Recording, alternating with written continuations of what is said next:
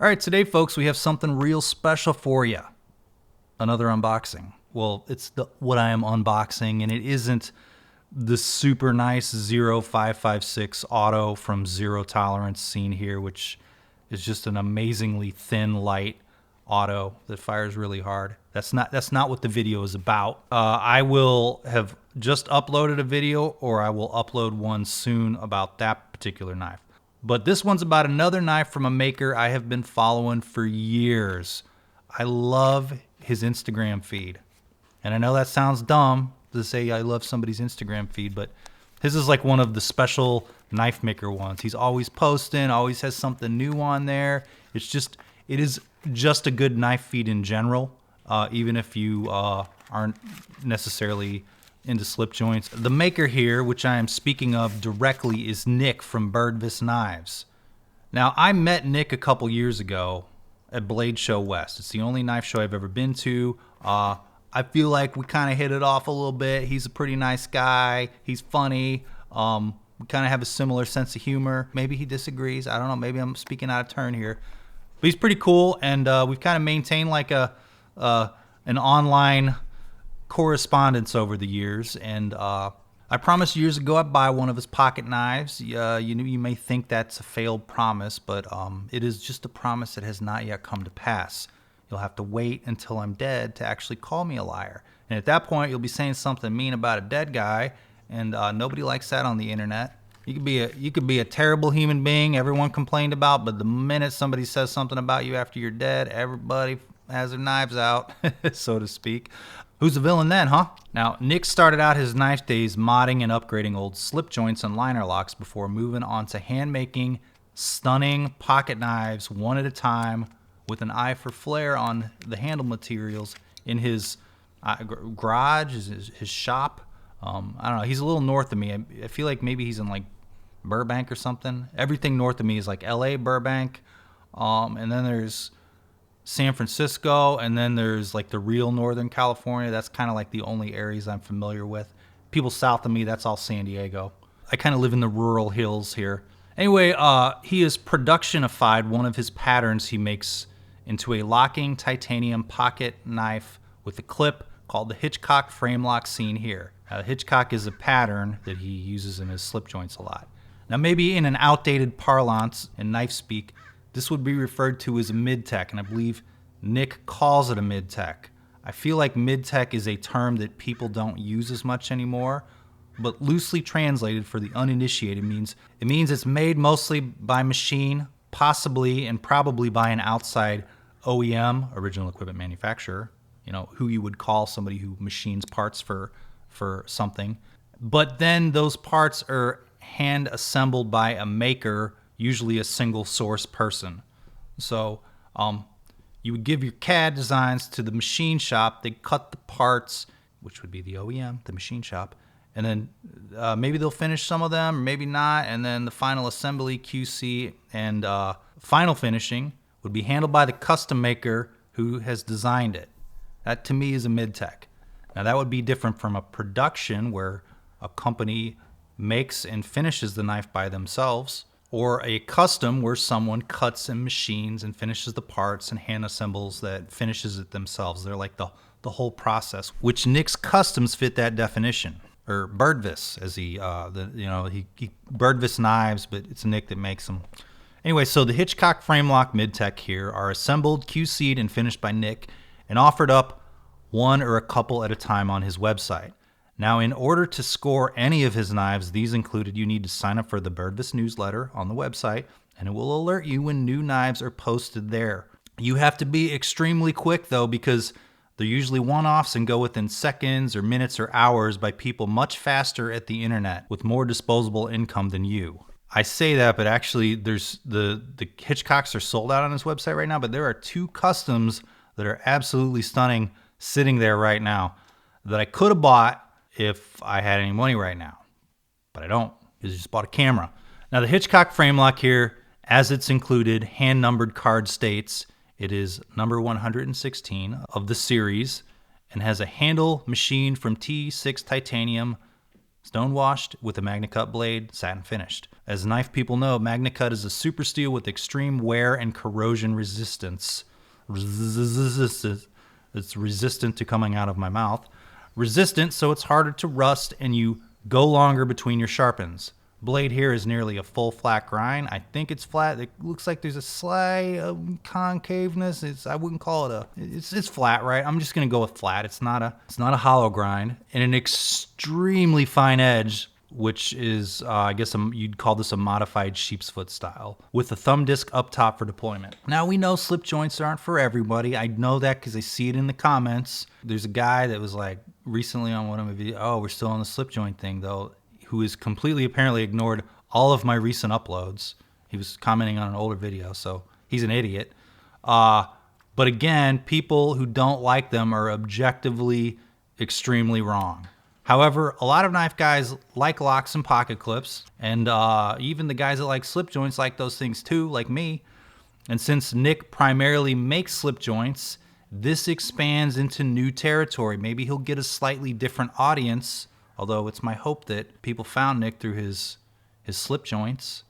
And this is just kind of like a little more affordable way to own one of his pieces that he hand finishes and assembles himself. You have to think of it like you're paying for a piece of art or a craftsman makes a thing. Now, there's a group think in the knife community for premium stuff that it has to include titanium somewhere and a super steel, so they got their wish here. I don't agree with that, but you see it on the forums and in the comments on social media, like, if aluminum, it should be titanium. And it's like, oh, this one's 440C. I can't believe I'd pay $500 for a 440C. I'm not saying that's Nick. It's just like some high-end knives do include basic steel. Like, you use them to their full potential when you spend $500 or $600 on them. You don't care about them. It doesn't make any sense. There's a lot about the pocket knives hobby that doesn't make a lot of sense the more you think about it. But action here. Action on the deployment is dialed in. It's a super easy flick due to its dialed in detent and its pivot being on caged ball bearings. Just super easy flicks all around. Now the Hitchcock frame lock doesn't have a drop shut blade, which there's nothing wrong with it. However, some extremely finicky knife people need a drop shut blade. I'm not that guy. However, the more you use your pocket knives, the action always improves. So here's looking to drop shut one day. Now the handle pattern here is known as the Hitchcock, which is one of Nick's most popular and recognizable patterns.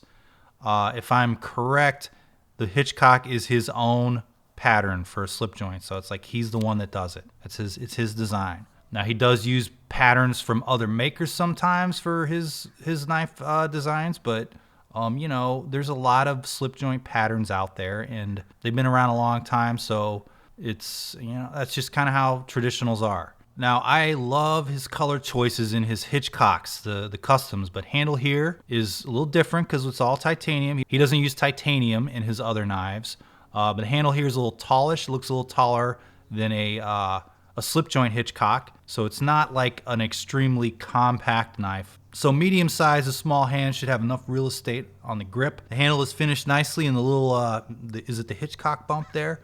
Give you some added grip for repeated cuts. It's not sharp, but it gives you a little something to grab onto with like your pointer finger. Handle here is stonewash finish, but he may offer different styles and finishes in the future. It would be super awesome if he started doing some anodization. Has he done anodization? Have I missed his anodization so far? Maybe he has. Pocket clip here, milled titanium, jobby, not deep carry. Man, spell correct really screwed this up. It's titanium hobby, not seep carry. So it's a titanium jobby, titanium jobby. It's a titanium pocket clip, not deep carry. Fits within the design cues and materials found in the handle, which is milled titanium. Its orientation, for those who care, is tip up, blade backward if it's in the right pocket. Pocket clip is not swappable. I would say it's a tighter pocket clip, so it won't leave the trousers easily if you're in a hurry, you're running somewhere. Comparisons, we're going to bring out the fancier parts of my collection. First, let's throw it against its distant cousin in its looks. The several years discontinued Spyderco K2 titanium frame lock. Just a stellar knife all around. This is in the permanent collection here. Years ago, you knew this would be a collector's item when Spyderco had the discontinued sale, and you bought it too. Kudos. I know Spider Heel did. Fellow knife bro. Who knows if they'll ever produce them again, but It was produced at the time. When it was produced, though, the Spidey Chef was just a glimmer in Spyderco's eyes. Became a very popular knife. Looks great, super easy to deploy despite its large size. And let's move on to a favorite. These are kind of all favorites. This one is Custom Sharp by Design Void XL. I believe this is a one-off colorway and texture combo. So is this the only one out there exactly like this one? I think so. I absolutely love it. I need to stop getting so emotional here. This is my emotional voice, and power through this. So let's move on to the next one. I swear this isn't supposed to be a bragging segment, but it kind of is. Sebenza 21, half carbon fiber, half titanium. It's a Knife Art exclusive. You know, when you look at other collections online and knives other people have, you're like, oh man, I wish I had this. But sometimes when I go through the collection I have, I am very grateful for those pieces that I have in my collection. So kind of seeing them out here helps me to appreciate what I have and not covet thy neighbor's knife. Remember how I sold this one and then I had to buy it back because the guy's like, I need the money. I shouldn't have bought this from you. And I'm like, yeah, maybe I shouldn't have bought it to begin with. I don't know. Feel a little ambivalent about it sometimes. Can't get rid of it now, though. It's like part of the history of my collecting journey. Pretty okay, pretty capable. You can beat the crap out of it and it still survives. How about the Mud? Also long gone in its being made. You know, it's not made anymore. It's an awkward way to say that. It's not forgotten though. It's an auto and not really a titanium frame lock. It's grayish, so you know. But this is how you do G10 and it being acceptable on a higher end knife. I don't really think G10 is a very fun material in good pocket knives now. It's a little boring. But sometimes if you give it a different color or if you do some stuff to it or you integrate it into the overall design better, it works. The Mud is how you do it. It's machined, it's on top of the aluminum. It's not just a boring old slab. It's got lots of twists and turns to it. An absolute favorite. They're all absolute favorites here. I've said that several times. We're gonna wrap it up. It is a new year, so it's the same old me. I resolved this year to not change, not progress, or get any better at YouTube. I would like to put out more videos this year. We'll see how that goes because 2024 was a shit show. And 2025 looks like it's going to match it. So thanks to Nick for loaning this to me with the option to buy. Do I have enough money right now? I don't know. Will I have to send it back to him? I don't know yet. That's like days into the future, okay? Can I make it work? I believe these are around $525, $550. Please don't quote me on it. There's one on his website you can find now that showed I think it was $550. You can do the PayPal payments too if you're like broke like I am. Maybe I should do that because I got lots of other payments out there. Anyway, $550 is an extremely fair price for a low production mid-tech from a well-respected popular knife maker. You are buying a print from the artist here in a metaphorical sense. It may not be, the prints are not the actual, piece of work, but it's a print based upon it, and I feel like that's what these productions are. They're prints on a design. Allows him to make a little more of them, a little easier to make, but they are within his aesthetic. His customs run about $952, which for one-off custom, shop made, single maker slip joints, very fair. Okay, there are guys out there that are charging $2, $3, $4 grand for them. So please follow Nick on Instagram, which is he maintains an active presence over there. I do not. I post very sporadically. He has photos, videos of all of his builds. He posts a lot. It's a good feed.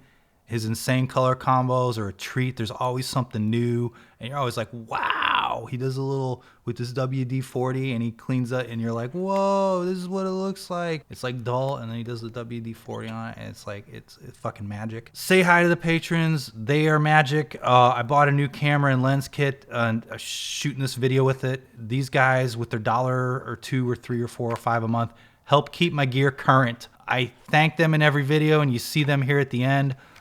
That's about all they get for it, and sorry, I guess I don't there was a discount whenever we did the stump lifter that those guys got, and that was kind of like the thanks that I had if they wanted one. Anyway, this was shot on the Nikon Z6 III, and if you think the video sucks, it's definitely a skill issue on my part, but I love it. I think color correction is where I fail mostly in these, and color correction is what sends videos over the edge nowadays. I can shoot decent video. So like, subscribe, comment. Thank you for watching.